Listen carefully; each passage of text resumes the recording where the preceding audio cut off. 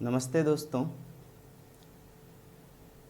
UPSI special जो हिंदी है, यानी एसआई की परीक्षा में जो हिंदी या व्याकरण, सामान्य हिंदी व्याकरण के मुद्दे हैं, पहली बात तो ये कि उन्हें रटने की ज़रूरत नहीं, और दूसरी बात कि थोड़ा समय अधिक दीजिए। क्योंकि आप ये मत समझिए कि उसको आप 10 दिन में तैयार कर लेंगे, हिंदी है, आसान है। तो एक तो अधिक अंकों का है, वह देखा जाए तो सफलता में उसकी सबसे बड़ी भूमिका है। इसलिए दो बातों को विशेष रूप से ध्यान में रखिए। पहली बात कि उसे रटंत मत बनाइए, दूसरी बात कि उसे हड़बड़ी में ना पढ़ें। तो इसका मतलब यह हुआ कि उसको आप खूब इत्मीनान से टेक्नोलॉजी के साथ, टेक्निक के साथ एक एक चीज़ को तैयार करें, समझिए उन पहलुओं को।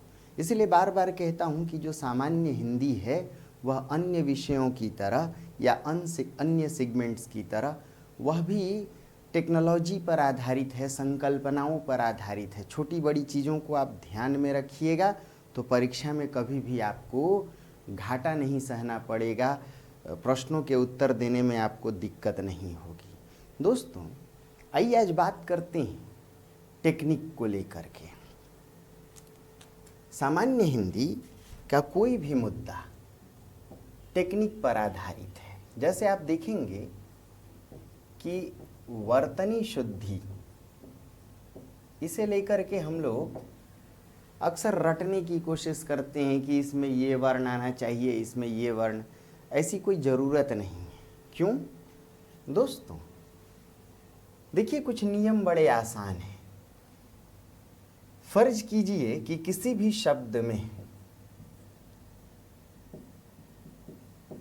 किस स का प्रयोग करें, तालव्य श का, मूर्धन्य श का या दंत्य स का। तो देखेंगे नियम है कि कोई मूल शब्द जिस स से शुरू होता है उसके पहले जो आधा स होगा वह उसी की तरह होगा, निस्संदेह। कैसे? देखिए, संकोच आप जैसे लिखते हैं, यदि निस्संकोच लिखना हो तो याद रखिए जो आधा स है वो बिल्कुल इसी का आधा रूप होगा। जैसे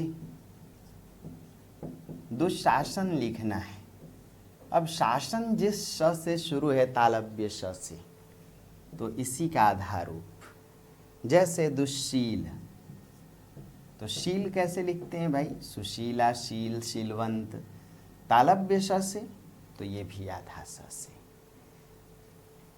वर्तनी शुद्धि चाहे संधि हो, चाहे समास हो, चाहे ध्वनि या वर्ण संरचना हो, देखिएगा कि सभी मुद्दे टेक्नोलॉजी पर, संकल्पना पर, सूत्रों पर आधारित हैं। तो फिर थोड़ी मेहनत तो लगेगी एक एक बात को सीखने के लिए। जैसे आइए एक दो जादू और देखें दोस्तों, वर्तनी शुद्धि में ही। दोस्तों, जो ऊपर का र है, रेफ जिसे कहते हैं, इसको लेकर के अक्सर हम लोग परेशान होते हैं। तो इसका भी नियम है। ऊपर लगने वाला र उसे रेफ कहते हैं। ये ठीक उसी वर्ण पर लगता है जिस वर्ण के पहले उच्चारित हो। ठीक उसी वर्ण पर लगता है जिस वर्ण के पहले उच्चारित हो। आशीर्वाद किसके पहले उच्चारित हो रहा है? व के पहले, तो व पे ही लगेगा। क्या नियम है? ऊपर लगने वाला र ठीक उसी वर्ण के ऊपर लगेगा जिसके पहले उच्चारित हो रहा है। देखिए, पुनर्निर्माण, एक बार पुनर्निर्माण, नी के पहले, तो यहाँ। अब देखिए, निर्माण, एक बार म के पहले, पुनर्निर्माण। तो ऊपर लगने वाला र रेफ है, ठीक उस वर्ण के पहले यह लगेगा जिसके पहले उच्चारित हो रहा है, यानी उस वर्ण पर लगेगा जिसके पहले उच्चारित हो रहा है। दुनिया के जितने भी शब्द हैं आप लिखना चाहें तो लिख सकते हैं। जैसे कुछ बड़े शब्दों में अंतरराष्ट्रीय, अब देखिए कि अंतरराष्ट्रीय, र के पहले र उच्चारित हो रहा है, राष्ट्रीय के पहले, तो इसी के सर पे सवार होगा, है या ना। जैसे पुनर्विचार, देखिए तो किसके पहले र उच्चारित हो रहा है, पुनर्विचार, पुनर्विचार, वी के पहले, तो बिल्कुल इसके सर पे आके लग जाएगा पुनर्विचार। दोस्तों, छोटी छोटी बातें हैं, टेक्निकली आपको साउंड होना पड़ेगा। परीक्षा में कोई ऐसी बड़ी बात नहीं है, कोई टेढ़ी खीर नहीं है कि परीक्षा में आप कहीं से असफल हो जाएं। सफलता बहुत सहज होती है, हाँ, उसके लिए परिश्रम जरूर करना पड़ता है। आइए, जैसे अपनी परीक्षा में तत्सम तद्भव के मुद्दे भी पूछे जाते हैं। दोस्तों, किस लिए रटना तत्सम तद्भव? क्या तत्सम तद्भव रटंत है? देखिएगा, तत्सम तद्भव के नियम भी बिल्कुल ऐसे हैं, एकदम संकल्पना पर आधारित। यदि देखा जाए तत्सम तद्भव के नियम को, तो वो भी बहुत आसान है। दोस्तों, तत्सम शब्दों में जो पहली ध्वनि है उसका स्वर छोटा या ह्रस्व होता है। देखिए, जैसे हस्त, तत्सम शब्दों की जो पहली ध्वनि है ह, इसमें कौन सा स्वर छिपा है, अ, किंतु तद्भव में वह स्वर दीर्घ में बदल जाता है, तो ह हा में बदल गया, हाथ। इसे दीर्घीकरण कहते हैं। कौन सा नियम कहते हैं? देखिए, मित्र, तत्सम शब्दों में जो पहला वर्ण है उसमें छिपा स्वर छोटा या ह्रस्व होता है, तद्भव में वह दीर्घ में बदल जाता है। देखिए, म में छोटी ई, म में बड़ी ई। जैसे पुत्र, पूत, देखिए छोटा ऊ, बड़ा ऊ। सब सूत्र हैं, सब नियम हैं, सभी संकल्पनाएं हैं।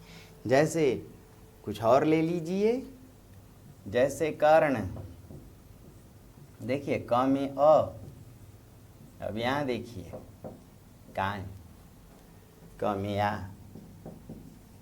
तो ये कौन सा नियम देख रहे हैं हम लोग? तत्सम तद्भव का। यानी पहला नियम क्या है कि शब्द का पहला वर्ण यदि छोटा हो तत्सम में, तो तद्भव में बड़े में बदल जाता है। इसे दीर्घीकरण का नियम कहते हैं। कौन सा नियम कहते हैं? देखिए कितने आसान नियम हैं। एक और जादू देखिए तत्सम तद्भव में। फर्ज कीजिए कि तत्सम के किसी शब्द में, तत्सम के शब्द में कोई पहली ध्वनि हो। पहली ध्वनि क्या होती है? क, दूसरी ध्वनि ख, तीसरी ग, चौथी घ, पांचवी अंग। तो पहली ध्वनि क, च, ट, त, प। तत्सम शब्दों में यदि कोई पहली ध्वनि है और उसके ठीक पहले आधा ऊष्म है। आधा ऊष्म क्या होता है दोस्तों? आधा तालव्य स, आधा मूर्धन्य स, आधा दंत्य स। तो नियम देखिए क्या कमाल का नियम है। तत्सम शब्दों में यदि कोई पहली ध्वनि है और उसके पहले आधा स है, तो वह पहली ध्वनि दूसरी में बदल जाती है। त की दूसरी ध्वनि क्या होगी? थ। ट की दूसरी ध्वनि ठ, च की छ, प की फ, क की ख। देखिए, एक तो भाई पहली ध्वनि दीर्घ में बदल गई ह का हा, और पहली ध्वनि जिसके पहले आधा मूर्धन्य स हो वह बदल जाए दूसरी में महाप्राण में। त से थ, जैसे शुष्क। देखिए, एक तो शब्द के पहले आप देख रहे हैं छोटा स्वर है तो वह बदल गया बड़े में। और देखिए पहली ध्वनि क के पहले आधा स है तो क किस में बदल जाएगी? ख में, सूखना या सूखा। इस नियम को अल्प प्राण का महाप्राणीकरण कहते हैं। पहली ध्वनियाँ उच्चारण में कम हवा उत्पन्न करती हैं, अल्प यानी कम, प्राण यानी हवा, और दूसरी ध्वनि अधिक, इसीलिए उसे महाप्राण कहते हैं। अरे हाँ या ना? अब देखते जाइए कितने शब्द हैं। जैसे पश्चात, इस शब्द में 3 पहली ध्वनि है। देखिए ठीक से, प भी है, च भी है, त भी है। लेकिन उस पहली ध्वनि पर विचार कीजिए जिसके पहले आधा स है। तो एक तो प है, छोटा स्वर है, बदल जाएगा पा में, और च दूसरी ध्वनि छ में, पाछा। समझिए, ऐसे ही पश्चिम से पश्चिम। अरे हाँ या ना दोस्तों? देखिए नियम कितना आसान है। कास्ट, अब ये पहले ही दीर्घ ध्वनि है तो ये तो बड़ी में ही बदलेगी जैसी है, और ट के पहले आधा स है, ठ, कास्ट से काट। अरे हाँ या ना? नहीं बात समझ में आ रही है? देखिए मस्तक। दोस्तों, म में छोटा स्वर अ है तो नियम माँ। और देखिए 2 पहली ध्वनियाँ हैं, त और क, लेकिन किसके पहले आधा स है? त के पहले। तो त के पहले आधा स है तो त दूसरी ध्वनि किस में बदल जाएगी? थ में।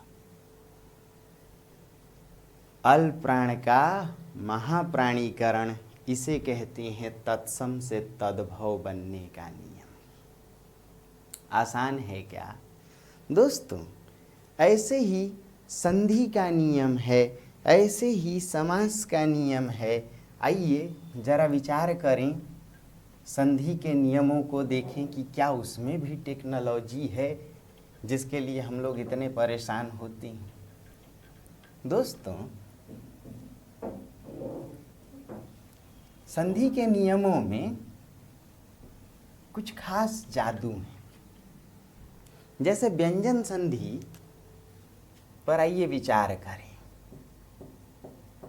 व्यंजन संधि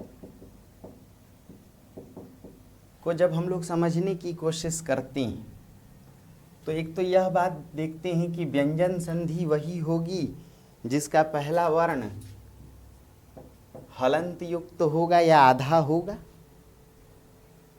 लेकिन इसके कई भेद हैं। जैसे आपने सुना होगा घोष व्यंजन संधि, तालव्य व्यंजन संधि, द्वित्व व्यंजन संधि, समीकृत व्यंजन संधि। दोस्तों, ऐसे ही एक नियम है समीकृत या द्वित्व व्यंजन संधि। द्वि कहते हैं 2 को, और त्व मतलब आना। जो ध्वनि 2 बार आए उसे ही द्वित्व कहते हैं। कैसे? नियम कहता है कि किसी संधि का पहला वर्ण यदि त हलंत हो और जुड़ने वाला दूसरा वर्ण या तो चज हो या फिर टड हो, यानी तालव्य का चज हो या मूर्धन्य का टड हो या अंतस्थ का ल हो या फिर पंचमाक्षर में न हो। 5वां अक्षर किसे कहते हैं? अंग, य, ण, न, म, इसलिए इसे पंचमाक्षर। नियम सुनिएगा, यदि किसी संधि का प्लस के इधर पहला वर्ण त हलंत हो और जुड़ने वाला दूसरा वर्ण या तो तालव्य का चज हो, मूर्धन्य का टड हो या अंतस्थ का ल हो या पंचमाक्षर न, तो हर हाल में पहला वर्ण त हलंत दूसरे वर्ण के समान हो जाएगा। और जब दो वर्ण एक समान हो जाएंगे यानी एक ही वर्ण दो बार आएगा तो उसे द्वित्व कहेंगे। कैसे? जरा देखिए जादू। उत जोड़ चारण, किसी संधि का पहला वर्ण त हलंत हो और दूसरा वर्ण च हो तो पहला वर्ण त, दूसरे वर्ण का आधा उच्चारण। देखिए सत जोड़ जन, देखिए इधर सज्जन, क्यों? पहला वर्ण त दूसरे की तरह ही बदल जाएगा, उसके समान हो जाएगा। ऐसे ही दोस्तों उत जोड़ ज्वल, क्या शब्द बनेगा? उज्ज्वल। देखिए वर्तनी शुद्धि में भी काम आएगा, चूंकि ज्वाला या ज्वल आधा ज से शुरू और ये त हलंत यानी आधा वर्ण है तो आधा में ही बदलेगा, इसलिए यहाँ दोनों ज आधा होगा, है ना। ऐसे ही दोस्तों उत जोड़ लेख, उल्लेख, पहला वर्ण त दूसरा ल, दोनों मिलकर के उल्लेख। उत जोड़ लास, उल्लास, समझ जाइए। महत जोड़ लास, महल्लास, है या ना। ऐसे ही दोस्तों उत जोड़ नयन, दूसरा वर्ण यदि न हो पहला तो वह भी द्वित्व में बदल जाएगा। ऐसे ही सत जोड़ नारी, सत जोड़ नारी, क्या शब्द बनेगा? सन्नारी। सत जोड़ निकट, सन्निकट। कुछ बातें समझ में आ रही हैं? नहीं? आइए और कुछ जादू संधि से देखिए। कंप्लीट बातें जो हैं वो इसी प्रकार जादू के रूप में, चमत्कार के रूप में चलती रहें। क्यों? क्योंकि ये सूत्र हैं, ये संकल्पनाएं हैं, इनको रटने की ज़रूरत नहीं है या ना। तो हर छोटी बड़ी चीज़ को आप ऐसे समझने की कोशिश कीजिए। आइए फर्ज कीजिए कि कुछ और बातों को देखें। दोस्तों वर्णों को लेकर या ध्वनियों को लेकर एक टॉपिक है ध्वनि संरचना या वर्ण संरचना। इस पर भी प्रश्न जरूर आएंगे भाई। तो कई बार आपसे कुछ ऐसे प्रश्न पूछे जाते हैं जो आप रट करके भी नहीं समझते, या यूँ कहें कि पुस्तकों में भी वो बातें नहीं होती। अच्छी पुस्तकों में तो होती हैं। डॉक्टर हरदेव बाहरी पढ़िए आप, वासुदेव नंदन प्रसाद को पढ़ें आप, पृथ्वीनाथ पांडे की पुस्तक को पढ़ें। राजस्थान वाले मेरे जो विद्यार्थी दे रहे हैं वो राघव प्रकाश जी की पुस्तक को भी पढ़ें अच्छी। और भी कई पुस्तकें बहुत अच्छी हैं, नाम अगर गिनाना शुरू करें तो फहरिस्त लंबी हो जाएगी। लेकिन ये अच्छी किताबें हैं, इनको पढ़िए। आप गाइड पर घटना या कई ऐसे गाइड होते हैं, नाम लेना मुनासिब नहीं है, गाइड वाइड ना पढ़ें। आप अच्छी किताबें पढ़ें, टेक्स्ट बुक पढ़ें, तो उनमें ये सभी नियम दिए हुए हैं। जैसे दोस्तों पूछा जाता है इनमें समृद्ध स्वर कौन सा है। अच्छा, वृत्त मतलब क्या होता है? गोल। और स एक ऐसा उपसर्ग है जो शब्द को सकारात्मक बना देता है। स या सु कह दें, है ना भाई। सकुशल, कुशलता के साथ, करेक्ट है। या सु लगा दें, सुकुमार, सुकोमल, है ना, सुविचार, तो ये सकारात्मक उपसर्ग है। अब आपसे पूछा गया समृद्ध स्वर, वह स्वर जिसमें ओठ गोल हो जाए। देखिए तो बोलिए ओ, बोल के देखो, ओ, बोलिए ओ, या बोलिए ऊ। इन स्वरों के उच्चारण में ओठ गोल हो रहा है, बंगला जो भाषी हैं, बंगला बोलने वाले लोग, वो कहते हैं रसोगुल्ला, देखिएगा होठ गोल हो जाता है। कहते हैं भीषण, कहते हैं भालो, अरे हाँ ना, तोमार। तो जिन ध्वनियों के उच्चारण में ओठ गोल हो जाए तो समझिए उनमें वृत्त का प्रयोग है। ऐसे स्वरों को समृद्ध स्वर कहती हैं।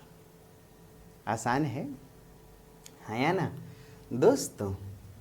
फिर पूछा जाता है इनमें महाप्राण ध्वनि कौन सी है।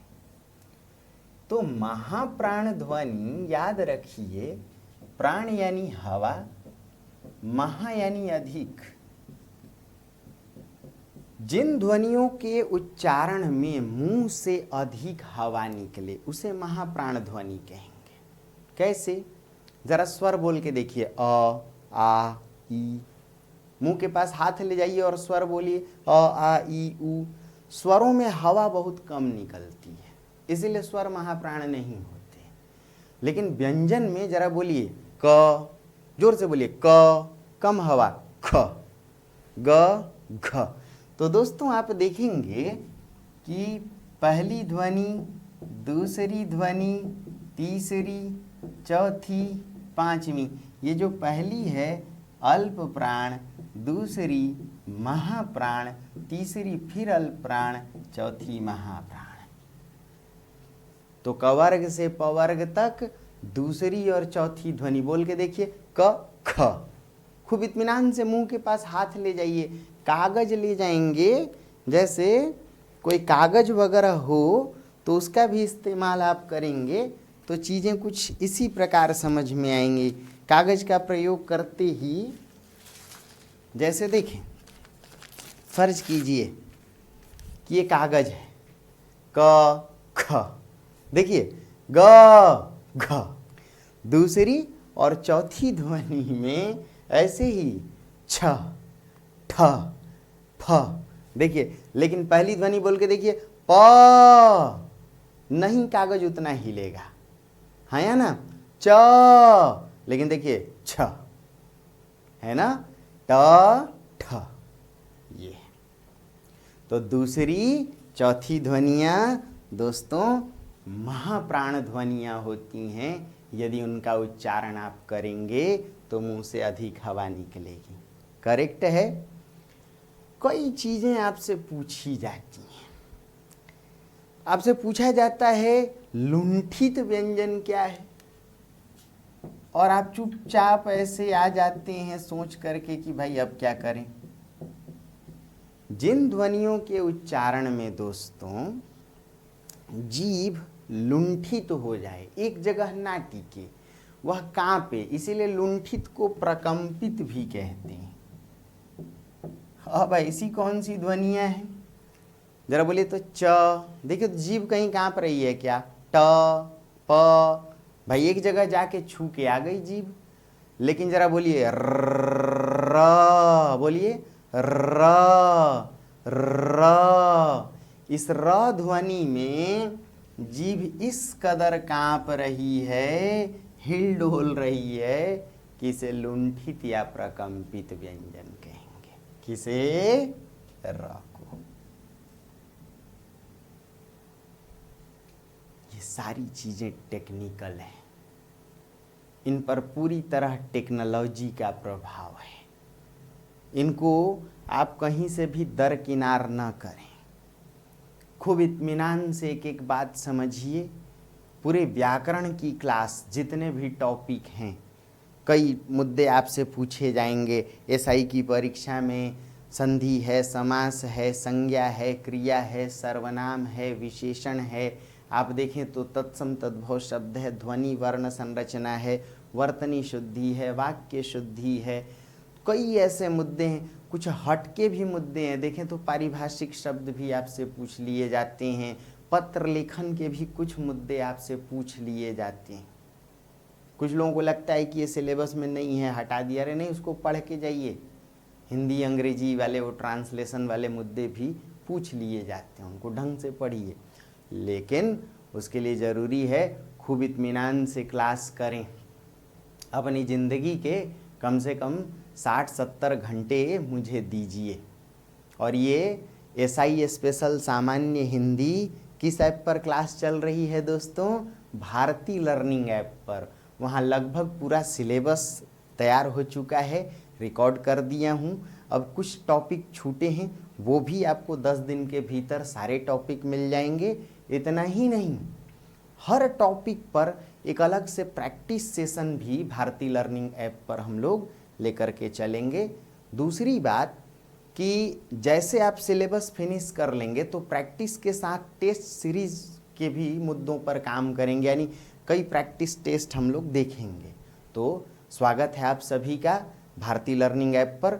मैं आपका बड़ा भाई अरविंद मिश्रा, उस पर आपको अनवरत मिलूंगा सामान्य हिंदी SI स्पेशल हिंदी के लिए। किसके लिए? सामान्य हिंदी SI स्पेशल। बाकी और भी RO वगैरह की जो परीक्षा है, जो मेंस एग्ज़ाम है, उसके लिए आप अलग ऐप पर खोजें कि कहाँ कहाँ मेरी क्लास है। हिंदी साहित्य मेंस ऑप्शनल देखें आप, JPSC मेंस ऑप्शनल को देखें आप हिंदी साहित्य के लिए। ऐसे ही PCS की मुख्य परीक्षा में जो हिंदी है उसकी भी क्लास अलग अलग ऐप पर है, उसे आप देखते रहें। तो सामान्य हिंदी, फिर से दोहराता हूँ, सामान्य हिंदी जो SI स्पेशल क्लास है उसे आप लोग देखें कृपया करके भारती लर्निंग ऐप पर। कहाँ देखें? भारती लर्निंग ऐप पर। तो ढेर सारी शुभकामनाएं, जुड़े रहिए, मेहनत कीजिए और जल्दी से सफल होकर के दारोगा बनिए साईं। ठीक है? नमस्ते दोस्त।